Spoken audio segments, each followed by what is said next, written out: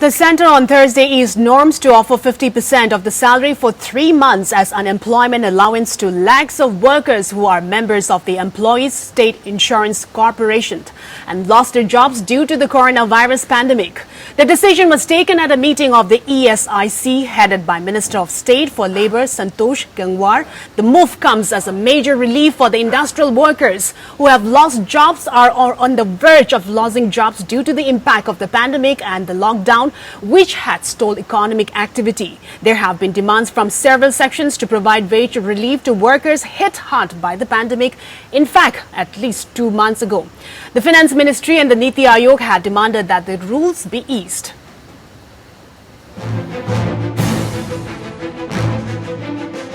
All employees who are members of the Employees State Insurance Corporation and lost their jobs due to coronavirus pandemic will be eligible to claim the unemployment allowance for 3 months, that is 90 days during the period from the start of the lockdown on March 24th to December 31st.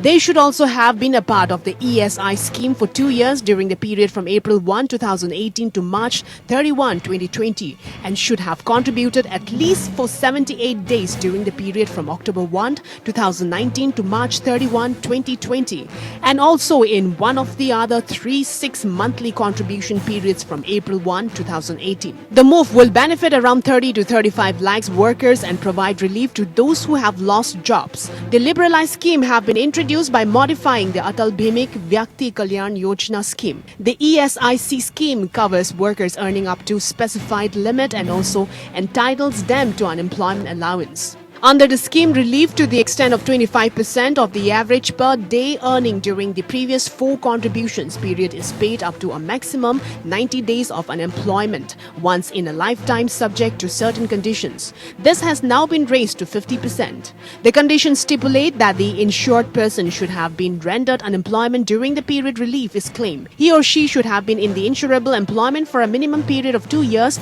immediately before his or her employment.